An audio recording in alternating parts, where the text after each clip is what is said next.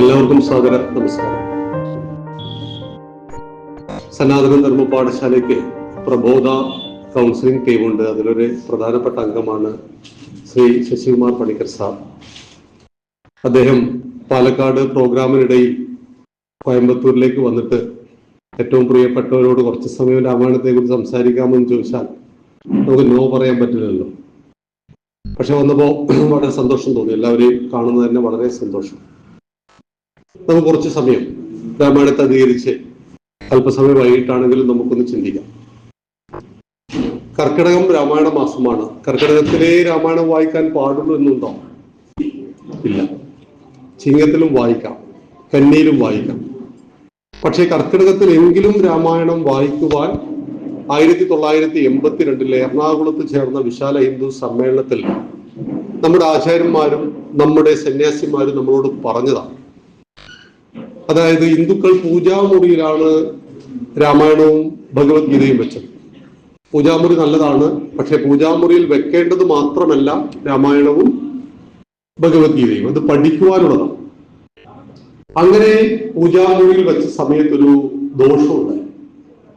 100 പേർ ആത്മഹത്യ ചെയ്യുമ്പോൾ 95 ഹിന്ദു, 4 ക്രിസ്ത്യാനി, 1 മുസ്ലിം. ഇതെന്റെ കണക്കാണ് കേട്ടോ, സർക്കാരിന്റെ കണക്കാണ്. 100 പേർ ആത്മഹത്യ ചെയ്യുമ്പോൾ 95 ഹിന്ദു ആകുന്നത് ഹിന്ദുവിന് പുസ്തകങ്ങളില്ലാഞ്ഞിട്ടാണ്.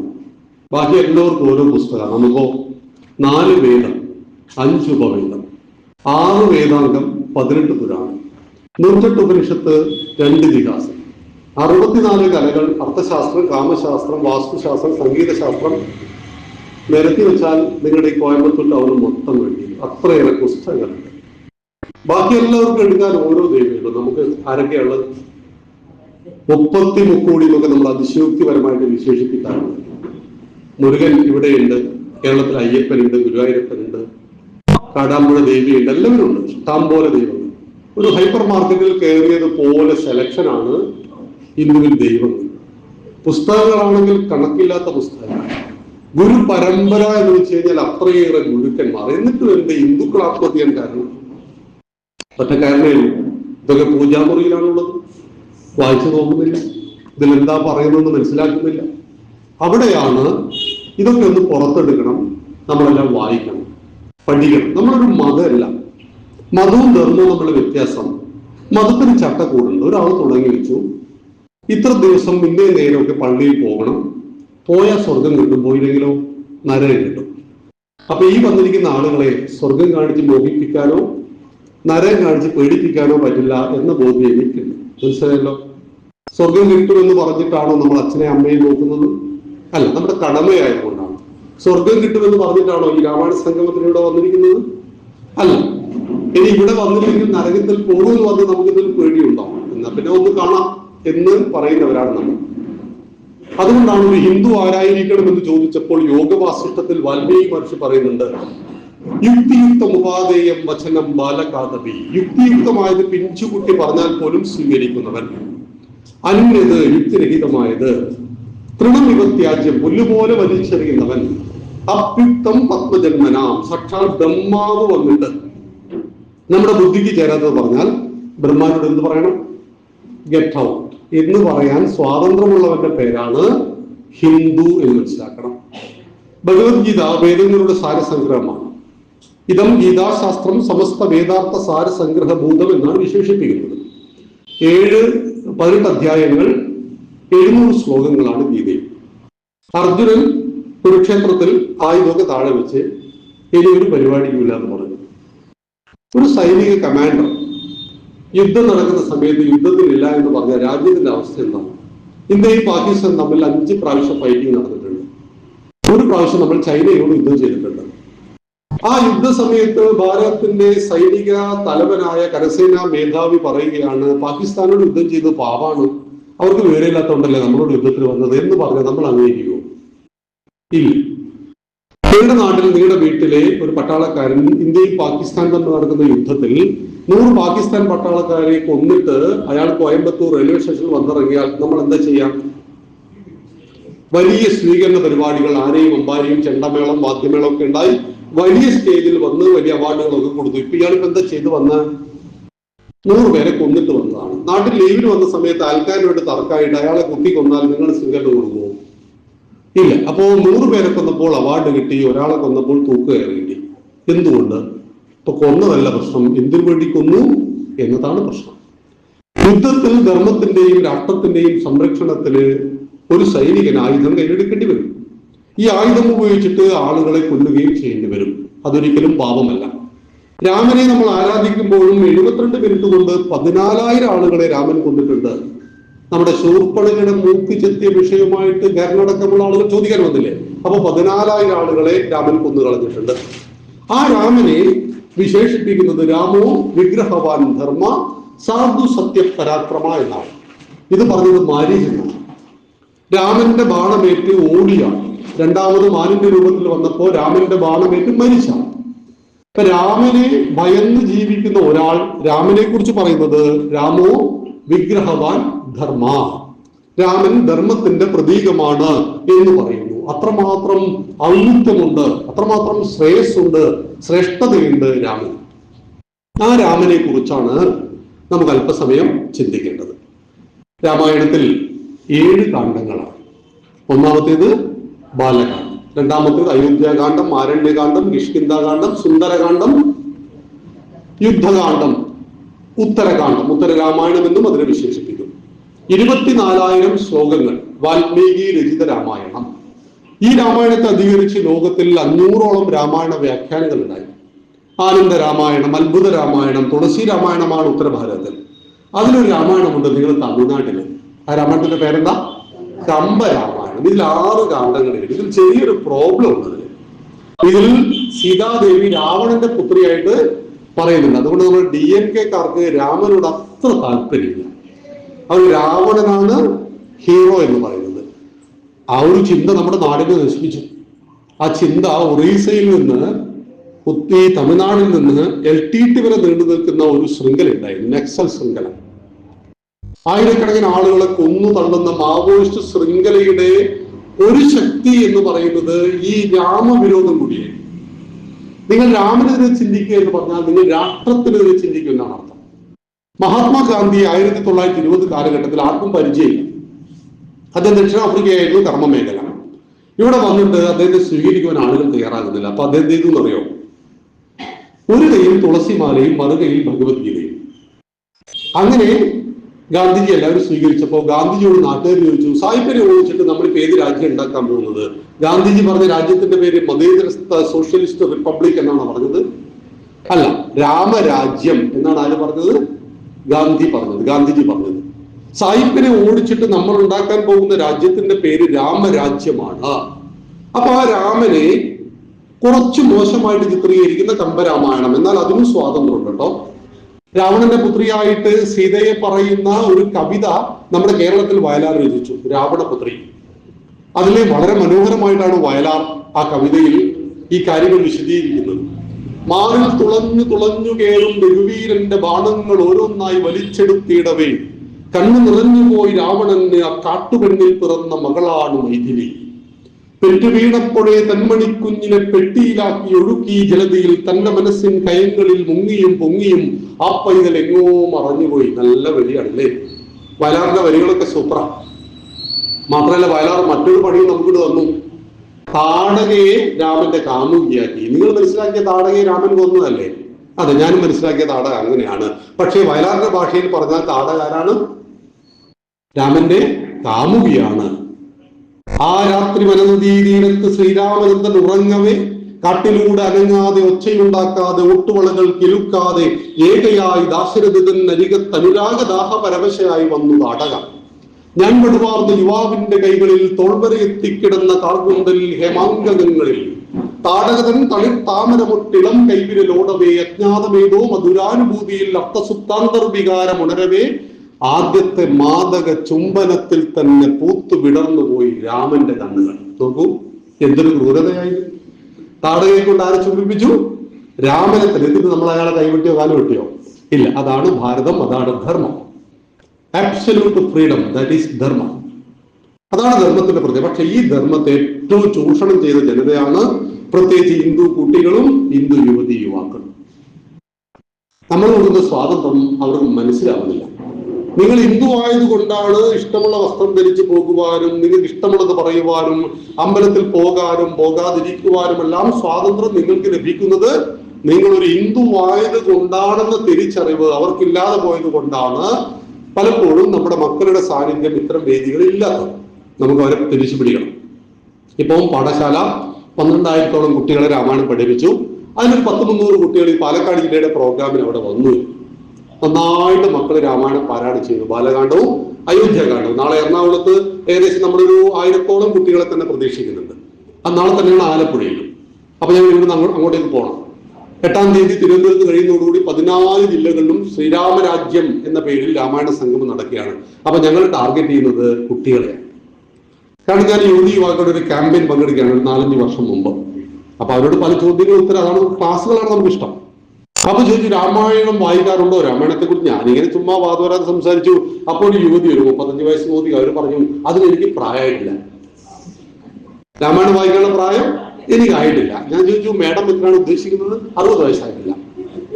അപ്പൊ രാമായണം വായിക്കേണ്ട പ്രായം ഏതാണ്? 60 വയസ്സ്. നമുക്ക് അവരെ തെറ്റ് പറയാൻ പറ്റുമോ? ഇല്ല. 60 വയസ്സ് കഴിഞ്ഞവരാണ് ഇപ്പൊ രാമായണം വായിച്ചുകൊണ്ടിരിക്കുന്നത്. മുടി നരകണം, ഊരവേദന, മുട്ടുവേദന, നടുവേദന, ഷുഗർ, പ്രഷർ, കൊളസ്ട്രോൾ ഇതെല്ലാം വരുന്ന സമയത്ത് വീട്ടിൽ പണിയുന്നില്ലെങ്കിൽ നിലവിളക്ക് കത്തിച്ച് ഇങ്ങനെ വായിക്കുമ്പോൾ കുട്ടി എവിടെ ഇരിക്കും? കുട്ടി അവിടെ മൊബൈൽ കൊണ്ട് കളിച്ചിരിക്കും. മുത്തശ്ശി എന്ത് ചെയ്യും? അപ്പൊ മുത്തശ്ശി വായിക്കേണ്ട പുസ്തകത്തിന്റെ പേരാണ് ഇത്. അപ്പൊ എനിക്ക് പ്രായമായിട്ടില്ല, എനിക്ക് എന്ന് ആ യുവതി പറഞ്ഞു. അപ്പൊ കുറച്ച് സമയം എടുത്തു അവരെ കാര്യങ്ങളൊക്കെ ഒന്ന് ബോധിപ്പിക്കുവാൻ. പ്രായമുള്ള ആളുകൾ രാമായണം വായിക്കുന്നത് നല്ലതാ, ശാന്തിക്ക് നല്ലതാ. പക്ഷെ ആരാണ് ഏറ്റവും പ്രയോജനം ചെയ്യാൻ? കുട്ടികൾക്കാണ്. കാരണം ഇന്ന് 10 വയസ്സുള്ള ഒരു കുട്ടി 100 വയസ്സുവരെ ജീവിക്കുമെങ്കിൽ 90 വർഷം അവനെ കാത്തു കിടക്കുകയാണ്. ഇന്ന് 80 വയസ്സുള്ള മുത്തശ്ശി 100 വയസ്സുവരെ ജീവിക്കുമെങ്കിൽ 20 കൊല്ലേ ബാക്കിയുള്ളൂ. മനസ്സിലായില്ല? അപ്പൊ കുട്ടികൾ രാമായണം വായിക്കുന്നതാണ്, യുവതി യുവാക്കൾ രാമായണം വായിക്കുന്നതാണ് ഏറ്റവും പ്രസക്തമായത്. അങ്ങനെ വായിക്കുന്നതുകൊണ്ട് എന്താണ് പ്രയോജനം? രാമായണം നമുക്ക് എന്ത് ഗുണമാണ് നൽകുന്നത്? ഈ വിഷയമാണ്. 1 മണിക്കൂറിലുള്ള നമുക്ക് 1 മണിക്കൂർ. രാമായണം എന്ന വാക്കിന്റെ അർത്ഥം രാമന്റെ അയനം, അയനം യാത്ര. രാമൻ എന്ന വാക്കിന്റെ അർത്ഥം രമിപ്പിക്കുന്നവൻ, സന്തോഷിപ്പിക്കുന്നവൻ. അതുകൊണ്ടാണ് ത്രേതായുഗവും കഴിഞ്ഞ് ദ്വാപരയുഗവും കഴിഞ്ഞിട്ട് ഈ കലിയുഗത്തിലും നമ്മൾ ആരെ കുറിച്ച് പറയുന്നത്? രാമനെ കുറിച്ച് പറയുന്നത്. ചില ആളുകൾ വീട്ടിൽ വന്നു, 10 മിനിറ്റ് നമ്മുടെ കൂടെ സ്പെൻഡ് ചെയ്തു, അവർ തിരിച്ചു പോയാൽ നമ്മൾ പറയും, അയാൾ വീണ്ടും വന്നിരുന്നെങ്കിൽ. പറയാറില്ലേ? ചില ആളുകൾ വീട്ടിൽ വന്നു, 10 മിനിറ്റ് കഴിഞ്ഞ് തിരിച്ചു പോയാൽ നമ്മൾ പറയും, രക്ഷപ്പെട്ടു, ഇനി ഒരിക്കലും അയാൾ വരാതിരുന്നെങ്കിൽ. ഒരു മനുഷ്യനെ കുറിച്ച് പോലെ നമ്മളങ്ങനെ ചിന്തിക്കുന്നു. നല്ല വാക്കിലൂടെ ഏതൊരു മനുഷ്യ മനസ്സിനെയും നമുക്ക് കയ്യിലെടുക്കാം. കുരുക്ഷേത്ര യുദ്ധഭൂമിയിൽ വീട് കിടക്കുന്ന ദുര്യോധന്റെ തുടയ്ക്ക് വീണ്ടും വീണ്ടും ഇടുക്കിയാണ് ഭീമൻ. ഇടിച്ച് ചമ്മത്തി പരുവത്തിലായിട്ടുണ്ട്, ഓൾറെഡി തുടങ്ങി. ഇത് കണ്ടപ്പോ ഭീമനോട് ഭഗവാൻ കൃഷ്ണൻ ചോദിച്ചു, എന്താ ഇവനോട് ഇത്ര വെറുപ്പ്? അപ്പൊ ഭീമൻ പറയുകയാണ്, എന്റെ ഭാര്യ പാഞ്ചാലിയോട്, ദ്രൗപദിയോട് ഈ ദുഷ്ടൻ കൗരവ രാജാസിൽ വെച്ച് പറഞ്ഞു, ഈ തുടയിൽ വന്നിരിക്കടീയെന്ന്. വേണ്ടി തുട ഞാൻ ബാക്കി വെച്ചേക്കില്ല. പൊതുവെ ഫിലോസഫി പറയാത്ത ആളാണ് ആര്? ഭീമൻ, ഫുഡിന്റെ ആളാണ്. പക്ഷെ ഭീമൻ അന്നൊരു ഫിലോസഫി, തത്വശാസ്ത്രം പറഞ്ഞു, ഭഗവാനെ കൃഷ്ണ, വാളുകൊണ്ടുള്ള മുറിവ് വേഗം ഉണങ്ങും, വാക്കുകൊണ്ടുള്ള മുറിവ് ഒരിക്കലും ഉണങ്ങില്ല. ശരിയാണോ ഇത്? അപ്പൊ നമ്മളെല്ലാം വാക്കുകൊണ്ട് ഒരുപാട് മുറിവേറ്റിട്ടുണ്ടാവും അല്ലേ? ഇനിയിപ്പോ നാട്ടുകാരോട് ചോദിച്ചാൽ അറിയാം നമ്മൾ ആരെയെല്ലാം മുറിവേൽപ്പിച്ചു എന്നല്ലേ. അങ്ങനെ ദൈനംദിന ജീവിതത്തിൽ മുറിവേൽക്കുന്നവരും മുറിവേൽപ്പിക്കുന്നവരുമാണ് നമ്മൾ. നമുക്ക് ഇന്നു മുതൽ രാമായണം പഠിച്ചാൽ ഒരു കാര്യം സ്റ്റോപ്പ് ചെയ്യാം, മുറിവേൽപ്പിക്കുന്നത്. വാക്കുകൾ കൊണ്ട് മുറിവേൽപ്പിക്കുന്നത് ചിലപ്പം ഭർത്താവ് ഭാര്യയായിരിക്കും, ഭാര്യ ഭർത്താവിനെ ആയിരിക്കും. കലഹിക്കണം വീട്ടിൽ. എത്ര പ്രാവശ്യം കലഹിക്കണം ഒരു ദിവസം? നമ്മുടെ കണക്കുകാരം 1 വീതം 3 നേരം, 1 വീതം 3 നേരം. പക്ഷെ കലഹിക്കുമ്പോൾ 3 കാര്യങ്ങൾ ശ്രദ്ധിച്ചാൽ കലഹം പോലും വളരെ സുഖമാണ്. ഭാര്യ ഭർത്താവ് കലഹിക്കുമ്പോൾ 3 കാര്യങ്ങൾ ശ്രദ്ധിക്കണം. 1, കലഹം സബ്ജക്ട് ഓറിയന്റ് ആയിരിക്കും. അതായത് നിങ്ങൾ ചക്കയെ കുറിച്ചാണ് കലഹം തുടങ്ങിയതിൽ അത് ചക്കയിൽ തുടങ്ങി, ചക്കയിൽ തുടർന്ന് ചക്കയിൽ തന്നെ അവസാനിപ്പിക്കും. ഇത് തുടങ്ങുന്ന ചക്കയിലായിരിക്കും. പക്ഷെ എന്ത് ചെയ്യും? ഗിവ് റെസ്പെക്ട്, അതാണ് രണ്ടാമത്തേത്. ബഹുമാനം പരസ്പരം കാത്തുകൊണ്ട് മാത്രമേ കലഹം പാടുള്ളൂ. 3, ഇണക്കത്തിന്റെ ആയുസ് ലൈഫ് ടൈമാണ്. പിണക്കത്തിന്റെ ആയുസ് നൈമിഷികമായിരിക്കും. ഈ 90 വയസ്സുള്ള മുത്തശ്ശന്റെ അരികിൽ 85 വയസ്സുള്ള മുത്തശ്ശി എന്തിനാ കിടന്നുറങ്ങുന്നത്? കാമമാണോ പ്രേമമാണോ? അല്ല, സ്നേഹമാണോ. അതാണ് ഭാരതീയ കുടുംബ സങ്കല്പത്തിന്റെ ബേസ്. വീട്ടിൽ എന്തെങ്കിലും പ്രോബ്ലം ഉണ്ടെങ്കിൽ എല്ലായിടത്തും പറയേണ്ട ഒരു ഫോട്ടോ നോക്കിയാൽ മതി, വീട്ടിൽ എല്ലാ പ്രശ്നവും തീരും. അപ്പൊ നിങ്ങളിപ്പോൾ ആലോചിക്കില്ല ഏതാണ് ഫോട്ടോ? അത് പരമേശ്വരന്റെ കുടുംബത്തിന്റെ ഫോട്ടോ ആണ്. അന്നത്തെ അണുകുടുംബ, 2 മക്കളേ ഉള്ളൂ, ഒരു ഭാര്യ 2 മക്കൾ. പക്ഷെ വേറെ 5 ആൾ കൂടി ആ വീട്ടിലുണ്ട്. പരമേശ്വരന്റെ കഴുത്തിൽ ഒരു പാമ്പ്, ഗണപതിക്ക് ഒരു എലി, സുബ്രഹ്മണ്യന് ഒരു മയില്, പരമേശ്വരന്റെ വാഹനമായിട്ട് ഒരു കാള, പാർവതിക്ക് ഏതാ സിംഹം. നിങ്ങൾ ഈ കോയമ്പത്തൂരൊക്കെ പാമ്പെലിയെ കണ്ടാൽ ഹൗ ആർ യു യോ ഓടിച്ചിട്ട് പിടിക്കും. പക്ഷേ പരമേശ്വരന്റെ കഴുത്തിൽ നിൽക്കുന്ന പാമ്പ് ഗണപതിയുടെ എലിയെ പിടിക്കില്ല. സുബ്രഹ്മണ്യന്റെ മയിലിന് ഏറെ പ്രിയമുള്ള മാംസമാണ് പാമ്പിറച്ചി. പക്ഷേ ഈ പാമ്പിനെ ഈ മയില് പിടിക്കില്ല. പാർവതി ദേവിയുടെ സിംഹത്തിന് ഏറെ പ്രിയമുണ്ട്. പരമേശ്വരന്റെ വാഹനമാണ് കാളയുടെ ഇറച്ചി. പക്ഷെ ഈ കാളയെ ആര് പിടിക്കില്ല? ഈ സിംഹം പിടിക്കില്ല. ഒരു ജീവിതത്തിൽ, കുടുംബ ജീവിതത്തിൽ ഏറ്റവും പ്രധാനമാണ് ലവ് ആൻഡ് അണ്ടർസ്റ്റാൻഡിങ്, സ്നേഹം, പരസ്പര വിശ്വാസം. ഇത് ഈ ഫോട്ടോയിൽ കാണാം. ഈ ഫോട്ടോയിൽ വെച്ചിരിക്കുക പാമ്പും എലിയും സിംഹവും കാളയൊക്കെ ഒരു വീട്ടിലാണെങ്കിൽ പിന്നെ ഞാനും എന്റെ ഭർത്താവിനും ഇപ്പൊ എന്താ പ്രശ്നം? പാമ്പും എലി ഒരു വീട്ടിലാണ് താമസിക്കുന്നത്, ഇല്ലേ? മനസ്സിലായല്ലോ. അപ്പൊ ഇത് ഒരുപാട് തത്വങ്ങളുടെ വിചാരമാണ് നമ്മുടെ ധർമ്മം. വിഷ്ണുവിന് എന്തിനാ 4 കൈ? വിഷ്ണു സർവവ്യാപി എന്നാണ്. വിഷ്ണുവിന് 4 കൈകളാണ്. ഒന്നാമത്തെ കയ്യിൽ എന്താ? ശംഖ്. ശംഖ് ഒരു ജലജീവിയാണ്. അതിന്റെ മാംസത്തെ മാറ്റി ശംഖൂതിയപ്പോൾ അതിന്റെ ഉള്ളിൽ നിന്ന് ഓങ്കാരം പുറത്തേക്ക് വന്നു. ഓം ഏകാക്ഷരം ബ്രഹ്മ, പ്രണവാകാരം, അറിവിന്റെ പ്രതീകമാണ് ശംഖ്. രണ്ടാമത്തെ കയ്യിൽ എന്താ? ചക്രം, സുദർശന ചക്രം. അത് അസ്ത്രമാണ്. ദൂരെ നിന്ന് ഉപയോഗിക്കുന്ന ആയുധങ്ങളുടെ പേര് അസ്ത്രം എന്ന് പറയും. അതായത് ദൂരെയുള്ള ശത്രുവിനെ നിഗ്രഹിക്കുവാൻ അസ്ത്രം. അടുത്ത് വന്നാലോ?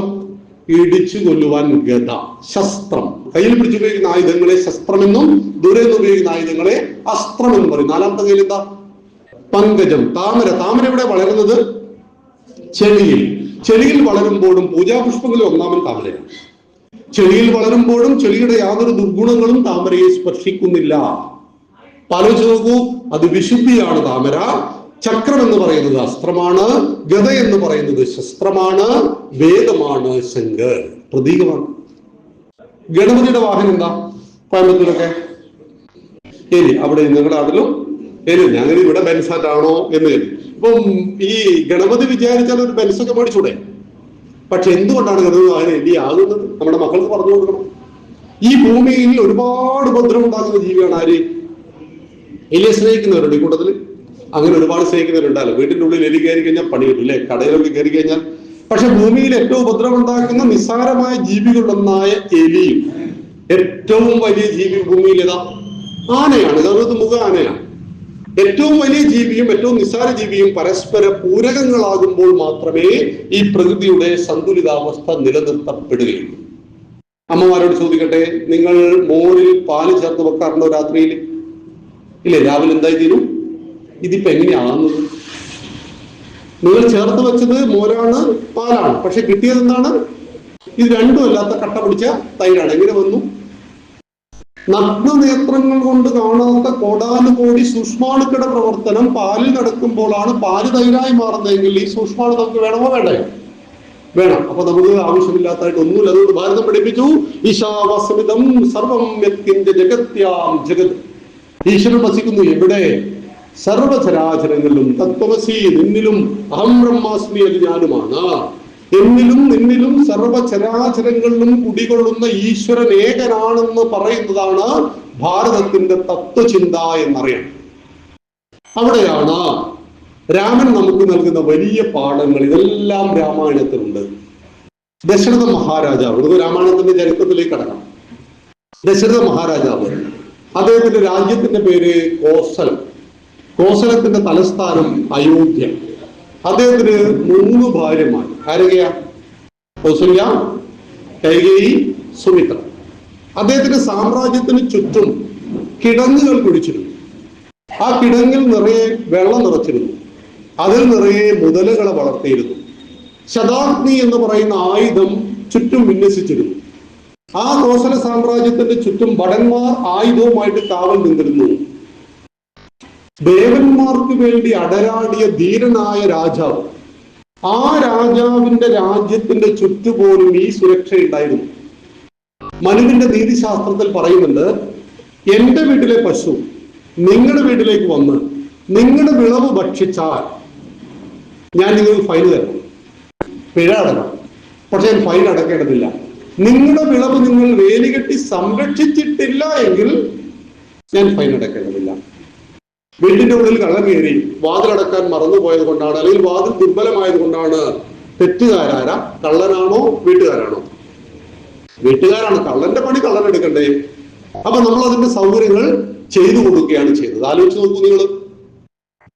ഈ ഇത്ര നീതിശാസ്ത്ര പ്രകാരം ഒരു സാമ്രാജ്യത്തെ ഉണ്ടാക്കിയ ദശരഥ മഹാരാജാവിന് 3 ഭാര്യമാരിലും മക്കളില്ല. മക്കളില്ലാത്തത് സങ്കടമാണ്. എന്നാൽ ഇന്ന് ലോകം അനുഭവിക്കുന്ന ഏറ്റവും വലിയ പ്രശ്നം മക്കളുള്ള സങ്കടം. മക്കളുള്ള സംഘടന കൗൺസിലിംഗ് നടത്താറുണ്ട്. ഞങ്ങൾ 15,000-ഓളം കൗൺസിലിംഗ് കഴിഞ്ഞ ഒരു 5-6 വർഷം കൊണ്ട് നമ്മുടെ ടീം 100-300 പേരുണ്ട്. ശശികുമാർ സാറൊക്കെ കൗൺസിലർ കൂടിയാണ്. ക്യാമ്പ് 6 മാസം ട്രെയിനിങ് കഴിഞ്ഞാണ്. അത് മനുഷ്യരോട് സംസാരിക്കില്ല. ഇപ്പൊ കേൾക്കാൻ ആളുകൾക്ക് സമയമില്ല. കേട്ടുകൊടുക്കുക. ഒരാളുടെ മാനസിക വിഷമമൊക്കെ പരിഹരിക്കാൻ ഒറ്റ വഴിയുള്ളൂ, അത് കേട്ടുകൊടുക്കുക. മൊബൈലിൽ നോക്കാതെ കേട്ടുകൊടുക്കണമെന്ന് മാത്രം. അയാൾ സംസാരിക്കുമ്പോൾ നമ്മൾ മൊബൈലിൽ കളിക്കരുത്, മാന്തി കളിക്കരുത്. അയാളുടെ കണ്ണിൽ നോക്കി, പുരികത്തിന്റെ മധ്യത്തിൽ നോക്കി അയാൾ പറയുന്നത് മൊത്തം കേട്ടുകൊടുക്കുക. 45 മിനിറ്റ് കേൾക്കുക, 15 മിനിറ്റ് സംസാരിക്കുക. ഇതിപ്പോ നേരെ തിരിച്ചാ. അയാൾ പറയുന്നത് കേൾക്കാൻ നമുക്ക് മനസ്സില്ലാതെ വരും. അപ്പൊ മനുഷ്യനെ കേട്ടുകൊടുത്താൽ തന്നെ മനുഷ്യന്റെ ജീവിതത്തിലെ ഒരുപാട് പ്രോബ്ലംസ് പരിഹരിക്കും. ഒരു ദുഃഖിതനായി, മക്കളില്ലാത്ത ദുഃഖം ദശരഥന്. ഒരു ദിവസം അദ്ദേഹം ഗുരുനാഥനോട് ചോദിച്ചു, എനിക്ക് ടെൻഷൻ വല്ലാതെ വർദ്ധിക്കുന്നു, ഞാൻ എന്ത് ചെയ്യണം? അപ്പോ പറഞ്ഞു, നിങ്ങളൊന്ന് കാട്ടിൽ പോയിട്ട് വരൂ. കാട് ശാന്തമാണ്. മൃഗയ വിനോദാവ, അതായത് ഈ നായാട്ട് എന്ന് പറയുന്ന രാജാക്കന്മാരുടെ വിനോദമാണ്. അതൊരു പരിശീലനമാണ്. മനുഷ്യനെ കൊല്ലുവാൻ നിങ്ങൾ പരിശീലിക്കണം. ആര്? രാജാക്കന്മാർ. യുദ്ധം ഉണ്ടാകുമ്പോൾ മനുഷ്യനെ കൊല്ലുകയല്ലേ ചെയ്യേണ്ടത്. അപ്പൊ നിങ്ങൾക്ക് അതിനുള്ള, അപ്പൊ പട്ടാളത്തിൽ മദ്യം കൊടുക്കാറുണ്ട്. മദ്യത്തിന് നമ്മൾ അനുകൂലിക്കുന്നുണ്ടോ? ഇല്ല. ഏതെങ്കിലും പട്ടാളത്തിൽ റിട്ടയർഡായി നാട്ടിൽ വന്നു കഴിഞ്ഞാൽ ഇയാളെ വിടുവോ? 1-ാം തീയതി അയാളുടെ കുപ്പി അവിടെ എത്തും. എന്തുകൊണ്ടാണ് മദ്യം അതിനെ പ്രോത്സാഹിപ്പിക്കുന്നത്? നിങ്ങൾ ആർമിയിൽ ചെയ്യേണ്ടത് ക്രൂരകൃത്യങ്ങളാണ്. നിങ്ങൾ പാകിസ്ഥാൻ പട്ടാളക്കാരനുമായിട്ട് യുദ്ധം ഉണ്ടായാൽ അവരെ കൊല്ലുകയാണ് ചെയ്യേണ്ടത്. അവിടെ നിങ്ങൾ സിമ്പതി, നിങ്ങളുടെ ഉള്ളിൽ ദയാ, കാരുണ്യം ഒന്നും ഉണ്ടാവരുത്. ഒരു മനുഷ്യന്റെ നെഞ്ചിലേക്കോ തലയിലേക്കോ വെടിവെക്കുവാനോ, ഇനി ഉണ്ട തീർന്നു പോയി കഴിഞ്ഞാൽ കല്ലുകൊണ്ട് എറിഞ്ഞു കൊല്ലുവാനോ നിങ്ങളെ പ്രാപ്തമാക്കുന്ന ഒരു മനസ്സ് ഒരു രാജ്യത്തിന്റെ ആർമി ഓഫീസർക്കോ പട്ടാളക്കാരനോ ഇല്ല എങ്കിൽ രാജ്യം കഷ്ടപ്പെട്ടു പോകും, രാജ്യം തോറ്റുപോകും. അപ്പൊ അതുകൊണ്ട് രാജാക്കന്മാർക്ക് മൃഗയാ വിനോദം വിധിച്ചിട്ടുണ്ട്. അദ്ദേഹം കാട്ടിൽ ചെന്നു, ഒന്നിനും കിട്ടിയില്ല. അന്ന് രാത്രി അവിടെ കിടന്നുറങ്ങി. ഒരു മരത്തിന്റെ കൊമ്പിന്റെ മുകളിൽ കിടന്നുറങ്ങി. രാവിലെ ആന തുമ്പിക്കൈ കൊണ്ട് വെള്ളം കുടിക്കുന്ന ശബ്ദം കേട്ട് അദ്ദേഹം ശബ്ദഭേദി ബാണം അയച്ചു. ശബ്ദത്തെ ഭേദിക്കുന്ന ബാണം. പൃഥ്വിരാജ് ചൗഹാനും അതറിയാമായിരുന്നു. അങ്ങനെയാണ് ഗസ്നിയെ എന്ന് പറഞ്ഞത്. ശബ്ദഭേദി ബാണം അയച്ച ഉടനെ അലർച്ച കേട്ടു, അയ്യോ അമ്മേ എന്നുള്ളത്. അപ്പൊ അദ്ദേഹത്തിന് മനസ്സിലായി, ബാണം ആനക്കല്ല ഉണ്ടത്, ഏതോ ഒരു മനുഷ്യനാണ്. ഓടിച്ചെന്ന് നോക്കുമ്പോ ഇടനെഞ്ചിൽ അമ്പ് തറച്ചുകൊണ്ട് പിടയുന്ന താപസകുമാരൻ തന്റെ കുടത്തിലേക്ക് വെള്ളം കയറ്റുമ്പോൾ ഉണ്ടായ ശബ്ദവും ആന തുമ്പിക്കൈയുടെ വെള്ളം കുടിക്കുന്ന ശബ്ദവും സെയിം ആയിരുന്നു. നമ്മുടെ എല്ലാം ജീവിതത്തിൽ 3 കാര്യങ്ങൾ ശ്രദ്ധിക്കണം: കൺഫ്യൂഷൻ, കൺഫർമേഷൻ, ഡിസിഷൻ. കൺഫ്യൂഷൻ ഉണ്ടാവും ജീവിതത്തിൽ. അപ്പൊ എന്ത് ചെയ്യണം? കൺഫർമേഷൻ വേണം, ഡിസിഷൻ, അതിനുശേഷം തീരുമാനം എടുക്കണം. രാജാവ് ഇത് 3 ശ്രദ്ധിച്ചില്ല. അതുകൊണ്ട് അദ്ദേഹത്തിന് ശാപം കൊണ്ട് മരിക്കേണ്ടി വന്നു. ഒരു നേരത്തെ അശ്രദ്ധ നമ്മുടെ ജീവിതത്തെ ഒരുപാട് ബുദ്ധിമുട്ടിച്ചു കളയും. മിക്കവാറും വാഹന അപകടം ഉണ്ടാകുന്ന എങ്ങനെയാ? ഒരു നിമിഷം മൊബൈൽ ഫോൺ നോക്കിയതായിരിക്കും. അപ്പൊ വന്നിട്ട് വണ്ടി ഇടിക്കും. നമ്മളെ ഒരു നേരത്തെ അശ്രദ്ധ ജീവിതത്തിൽ നമുക്ക് ജീവൻ തന്നെ നഷ്ടപ്പെടുവാൻ കാരണമായി തീരും. രാജാവിന്റെ ഒരു നേരത്തെ അശ്രദ്ധ കൊണ്ട് ഒരു താപസകുമാരന്റെ ഇടനെഞ്ചിൽ ചമ്പുമായി പിടയുന്നു. രാജാവ് ഓടിച്ചെന്ന് അയാളുടെ കാല് പിടിച്ച് മാപ്പ് പറഞ്ഞു. തെറ്റ് പറ്റിയാൽ എന്ത് പറയണം? അന്ന് തന്നെ വിളിച്ച് സോറി പറഞ്ഞേക്കണം. മൊബൈലിലൂടെ വിളിച്ചാൽ മതി. നേരിട്ട് പറയാൻ ബുദ്ധിമുട്ടുണ്ടെങ്കിൽ 5 വർഷം മുമ്പ് ഇന്നേ ഒരു തെറ്റെന്നോട് ചെയ്തു പോയി, സോറി. അത് മതിയാവും മനസ്സ് ശാന്താവാൻ. നമ്മൾ ഒരാളോട് തെറ്റ് ചെയ്തിട്ട് നമ്മൾ തന്നെ മസിൽ പിടിച്ചാലോ നമ്മുടെ മനസാക്ഷി നമ്മളെ ഇങ്ങനെ കുത്തിക്കൊണ്ടേയിരിക്കും. അത് ഏറ്റവും വലിയ കോടതിയാണ് മനസാക്ഷി കോടതി. ബാക്കിയുള്ളവരെ ബോധിപ്പിക്കുവാൻ പല ന്യായങ്ങളും നമ്മൾ പറയുന്നു. നമ്മുടെ ഉള്ളിൽ കിടന്ന് ഇതിങ്ങനെ വളരും, സംഘർഷങ്ങൾ ഉണ്ടാവും, മനസ്സ് ശാന്താവില്ല, ഉറക്ക് നഷ്ടപ്പെട്ടു, ആരോഗ്യത്തെ ബാധിക്കും. ഒരിക്കലും നിങ്ങൾ വ്യായാമം പോലും ചെയ്യാൻ പറ്റില്ല. അങ്ങനെ എന്തെങ്കിലും ഒന്ന് മനസ്സിൽ കിടന്ന് മതിക്കുന്നുവെങ്കിൽ സറണ്ടർ ആണ് നമ്മൾ. അൺകണ്ടീഷണൽ ഫോർഗിവ്നെസ് എന്നാണ് അത് പറയുന്നത്. ഉപാധികളില്ലാതെ ക്ഷമിച്ചു കൊടുക്കണം. ഉപാധികളില്ലാതെ ക്ഷമിച്ചു കൊടുക്കണം. അതുകൊണ്ട് ഇന്ന് പ്രഭാഷണമൊക്കെ കഴിഞ്ഞിട്ട് അമ്മാവനുമായിട്ട് നിങ്ങൾക്ക് എന്തെങ്കിലും പ്രശ്നം ഉണ്ടെങ്കിൽ അമ്മാവൻ എന്ന് വിളിക്കണം. മിക്കവാറും എല്ലാവരും തെറ്റും അമ്മാവനായിട്ടായിരിക്കും അല്ലേ? 1 സെന്റ് ഭൂമി അമ്മാവിൻ്റെതാണോ എന്റേതാണോ എന്നൊക്കെ ചോദിച്ചിട്ടായിരിക്കും ബഹളം. കോടതി കയറി ഇറങ്ങുന്നുണ്ടാവും. ഇന്ന് നിർത്തി നോക്കും നിങ്ങൾ ഫ്രീയാ, ശാന്തമാകും മനസ്സ്. നമ്മൾ തോന്നും ഞാൻ ഒരു സംഭവമാണോ എന്ന് അപ്പൊ തോന്നും. ചെറിയ കാര്യങ്ങളുടെ പേരിലൊക്കെ ആളുകൾ വർഷങ്ങളോളം പിണങ്ങി നിൽക്കുക. അതുകൊണ്ട് വിജയിക്കാനുള്ള ഒരൊറ്റ എളുപ്പവഴിയാണ്, ഞാൻ വേറെ ആദ്യം പറഞ്ഞു കൊടുക്കില്ല, കോയമ്പത്തൂർ പറഞ്ഞു തരികയാണ് കേട്ടോ. തോറ്റു കൊടുക്കുവാനുള്ള മനസ്സ് വിജയിക്കാനുള്ള എളുപ്പവഴി. ഭാര്യയും ഭർത്താവും കലഹം ഉണ്ടായി കഴിഞ്ഞാൽ ആരാ തോറ്റു കൊടുക്കേണ്ടത്? ആരൊന്നും പറയുന്നില്ല. ഭർത്താവാണോ ഭാര്യയാണോ? അല്ല. ഇന്ന് മുതൽ നമ്മുടെ മറുപടി ഞാൻ എന്നുള്ളതാണ്. എന്താ മറുപടി? ഞാൻ. കാരണം ചിലപ്പോൾ ഭർത്താവിടെ വന്നിട്ടുണ്ടാവില്ല, അയാളെ കേട്ടില്ലല്ലോ ഈ പ്രസംഗം, മനസ്സിലായില്ലേ? ഭാര്യയുടെ വന്നിട്ടുണ്ടാവില്ല, അവരും കേട്ടിട്ടില്ല. അപ്പൊ നമുക്ക് സൊല്യൂഷൻ എന്താണ്? ഞാൻ. തോറ്റു കൊടുത്താൽ തീരാത്ത പ്രശ്നങ്ങളൊന്നുമില്ല. എവിടെ? പാകിസ്ഥാനിൽ തോറ്റു കൊടുക്കാനാണോ പറഞ്ഞത്? അല്ല, വീട്ടിലാണ് തോറ്റു കൊടുക്കേണ്ടത്. അതുകൊണ്ടാണ് നമ്മുടെ ജീവിതത്തെ 4ആയി തരംതിരിച്ചത്. ബ്രഹ്മചര്യം, ഗൃഹസ്ഥാശ്രമം, വാനപ്രസ്ഥം, സന്യാസം. ബ്രഹ്മചര്യം ബാച്ചിലർ, വിദ്യാർത്ഥി. ഒരു വിദ്യാർത്ഥിക്ക് 5 ലക്ഷണം ഉണ്ടാവണം. കാമദൃഷ്ടി, ഭഗദ്ധ്യാനം, സ്വാനനിദ്ര തദൈവച അല്പാഹാരം, ജീർണവസ്ത്രം, ഏതത് വിദ്യാർത്ഥി ലക്ഷണം. കാക്കയുടെ സൂക്ഷ്മത, കൊക്കിന്റെ ഏകാഗ്രത, പട്ടിയെ പോലെ ഉറങ്ങണം. എന്തിനെ പോലെ ഉറങ്ങരുത്? പോത്തിനെ പോലെ ഉറങ്ങരുത്. അല്പാഹാരം, പോഷകസമ്പുഷ്ടമായ 7 കാര്യങ്ങളുള്ള ഭക്ഷണം കഴിക്കണം. Water, carbohydrate, fat, proteins, minerals, vitamins and fibre. 7 കാര്യങ്ങൾ ഭക്ഷണത്തിൽ ഉണ്ടാവണം. ജീർണവസ്ത്രം, വസ്ത്രം പരമാവധി ഉപയോഗിക്കണം. നിങ്ങളെ കുറിച്ച് എനിക്കറിയില്ല, ഞങ്ങളുടെ നാട്ടിലൊക്കെ സ്ത്രീകളെ അനുഭവിക്കുന്ന ഏറ്റവും വലിയൊരു പ്രശ്നമുണ്ട്. ഒരു കല്യാണത്തിൽ പോകുമ്പോൾ കൊടുക്കാൻ നല്ലൊരു സാരിയില്ല. പക്ഷെ വീട്ടിന്റെ അലമാരയിൽ സാരി വെക്കാണ്ട് സ്ഥലവും ഇല്ല. ഈ പ്രശ്നം നിങ്ങൾ അനുഭവിക്കുന്നുണ്ടോ? നിങ്ങൾ അനുഭവിക്കുന്നുണ്ട്. നിങ്ങളൊക്കെ ഡീസന്റ് പാർട്ടീസ് ആണല്ലോ. ഞാൻ എന്റെ നാട്ടിലെ സ്ത്രീകളെ കുറിച്ചാണ് ഞാൻ പറഞ്ഞിരിക്കുന്നത്. മനസ്സിലായല്ലോ? അല്പാഹാരം, ജീർണവസ്ത്രം. ജീർണവസ്ത്രം വസ്ത്രം പരമാവധി ഉപയോഗിക്കണം. മനസ്സിലായല്ലോ? ഒരു വസ്ത്രത്തിന്റെ കോസ്റ്റ് നിശ്ചയിക്കുന്നത് അതിലുള്ള ഒരു മനുഷ്യ പ്രയത്നമുണ്ട്.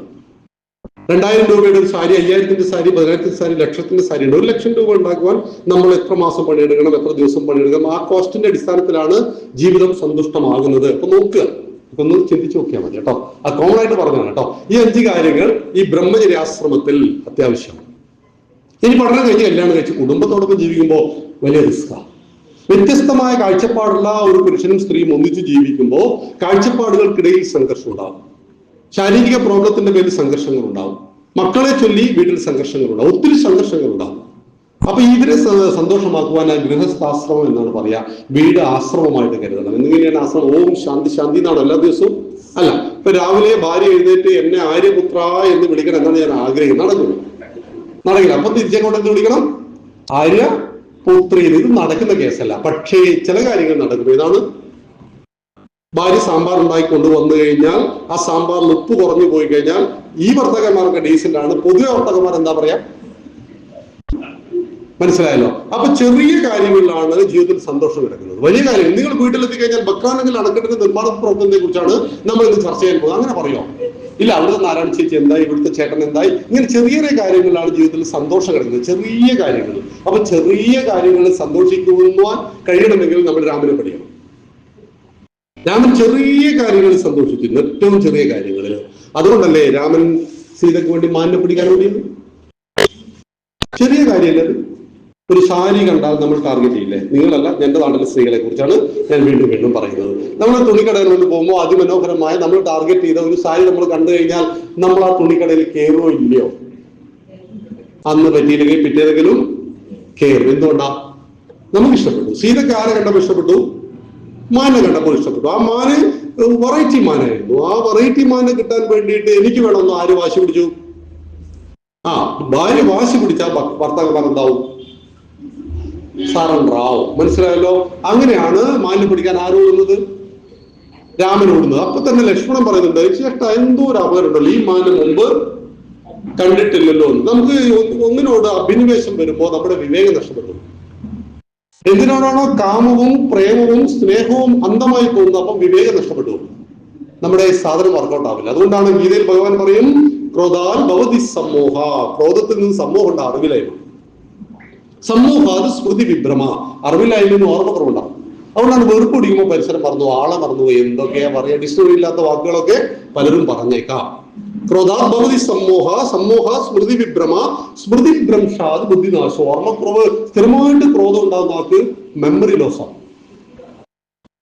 ഞാൻ എവിടെയായിരുന്നു താക്കോൽ വെച്ചത്, ഞാൻ എവിടെയായിരുന്നു കണ്ണട വെച്ചത്, അയാൾ നോക്കിയെടുക്കും. ഇവിടെയാണ് കണ്ണട വെച്ചിട്ടുണ്ടാവുക. കാരണം സ്ഥിരമായിട്ട് ക്രോധാകുമ്പോൾ നെഗറ്റീവ് ഹോർമോൺസ് തലച്ചോറിൽ ഉണ്ടായിട്ട് ഇതിങ്ങനെ തലച്ചോറിനെ മരവിപ്പിച്ചുകൊണ്ടേയിരിക്കും. അതുകൊണ്ട് എല്ലാ ദിവസവും ചൂടാവുന്ന ആള് നാളെ മുതൽ ചൂടാവാതിരിക്കുക. നിങ്ങൾ എന്ത് 100 മുതൽ താഴേക്ക് എണ്ണിയാൽ മതി. അവരോഹണത്തിൽ, ആരോഹണത്തിൽ നമ്മൾ വേഗം എണ്ണിക്കണം ഇല്ലേ, 1 2 3 4 തിരിച്ചാകുമ്പോഴോ 100 99 98. അപ്പൊ ചോദിക്കാം നിങ്ങൾ എത്ര വരെ എണ്ണം. ഒരാൾ ചോദിക്കുകയാണ് ക്ലാസ് കഴിഞ്ഞപ്പോ 1000 മുതൽ താഴോട്ട് എണ്ണാൻ പറ്റുമോ? കാരണം അയാളുടെ ക്രോധം ശമിക്കണമെങ്കിൽ അത്രയേറെ സമയം വേണ്ടി. പക്ഷെ അതൊരു പരിശീലനം. പതുക്കെ പതുക്കെ ഇതൊക്കെ വേണം നമ്മളെ